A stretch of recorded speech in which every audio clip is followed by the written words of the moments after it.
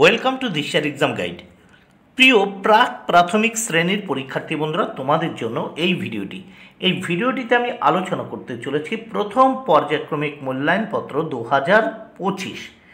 2025 সালের first unit test বা first summative evaluation টেস্টের বাংলা বিষয়ের প্রশ্নপত্র নিয়ে এই ভিডিওটি তোমাদের জন্য তৈরি করেছি। সম্পূর্ণ উত্তর সহ এই প্রশ্নপত্রটি আলোচনা করেছি।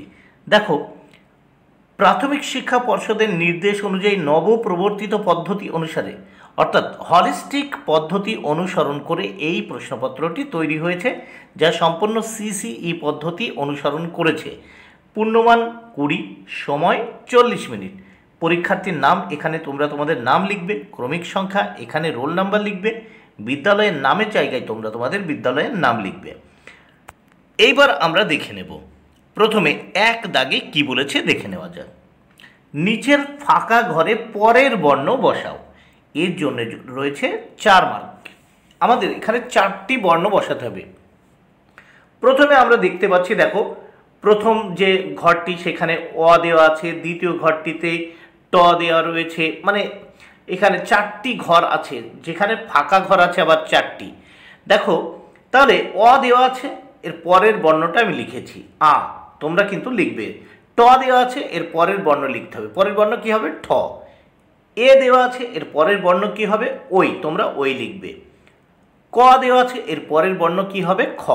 তাহলে এইভাবে কিন্তু তোমাদের লিখতে হবে, যেরকম অ এর পরে আ, ট এর পরে ঠ, এর পরে ওই, ক এর পরে খ। নেক্সট আমরা দেখব 2 দাগে। 2 দাগে কি বলেছে দেখে নেওয়া যাক। নিচের ফাঁকা ঘরের আগের বর্ণ বসাও। নিচে যে ফাঁকা ঘর রয়েছে, দেখো 4টে ফাঁকা ঘর, এই 4টে ফাঁকা ঘরে আগের বর্ণ বসাতে হবে। আমি কিন্তু এগুলো বসিয়ে দিয়েছি, এর জন্য রয়েছে 4 মার্ক। যেমন দেখো দীর্ঘই, এর আগে কি হবে হস্যই, তাহলে আমি এই ঘরটি ফাঁকা ছিল, এখানে হস্যই বসিয়ে দিয়েছি, তাহলে হস্যই দীর্ঘই। দেখো এই ঘর আগে কি হবে গ, এই গ আমি কিন্তু বসিয়ে দিয়েছি, তাহলে গ ঘ। দেখো ও, এর আগে কি হবে ও, এই ওটি কিন্তু তোমাদের লিখতে হবে, আমি লিখে দিয়েছি। ছ, এর আগে কি হবে চ, এই চ কিন্তু তোমাদের লিখতে হবে। এবার নেক্সট আমরা দেখব 3 দাগে। 3 দাগে কি বলেছে দেখে নেওয়া যাক।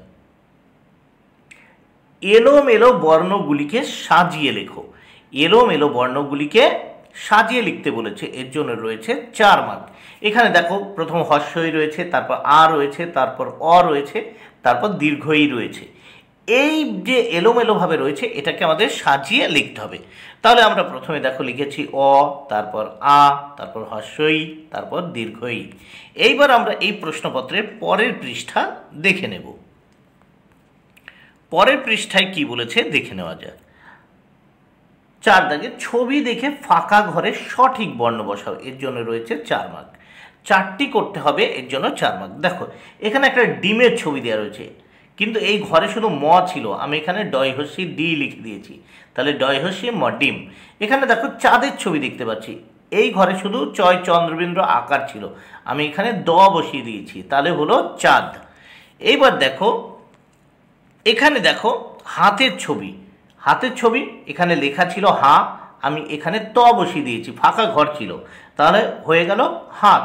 এখানে ঘরের ছবি দেখতে পাচ্ছি, শুধু র ছিল এখানে, আমি এখানে ঘ বসিয়ে দিয়েছি, তাহলে হয়ে গেল ঘর। এবার নেক্সট আমরা দেখব 5 দাগে। 5 দাগে কি বলেছে দেখে নেওয়া যাক। বলছে দেখে দেখে বর্ণগুলি নিচের ফাঁকা ঘরে লেখো, এর জন্য রয়েছে 4 মার্ক। এখানে দেখো উঙ্গ, চ, ছ, বর্গীয় জ, এইগুলো দেখে লিখে সুন্দর করে কিন্তু তোমাদের লিখতে হবে। যত সুন্দর করে লিখবে তত তোমরা, তাহলে তোমরা ফুল মার্ক মানে 4 মার্ক কি পেয়ে যাবে। তাহলে এখানে অঙ্গ সুন্দর করে এইভাবে লিখবে অঙ্গ। চ এখানে লিখে দিয়েছি চ, এই ছ এই ঘরে ছ লিখে দিয়েছি। বর্গীয় জ এই ঘরে বর্গীয় জ লিখে দিয়েছি। ঠিক এইভাবে সুন্দর করে লিখলে তোমরা 4-এ 4 এখানে পেয়ে যাবে। বন্ধুরা, ভিডিওটি ভালো লাগলে অবশ্যই লাইক, কমেন্ট, শেয়ার করো। Thank you very much. Keep watching my channel.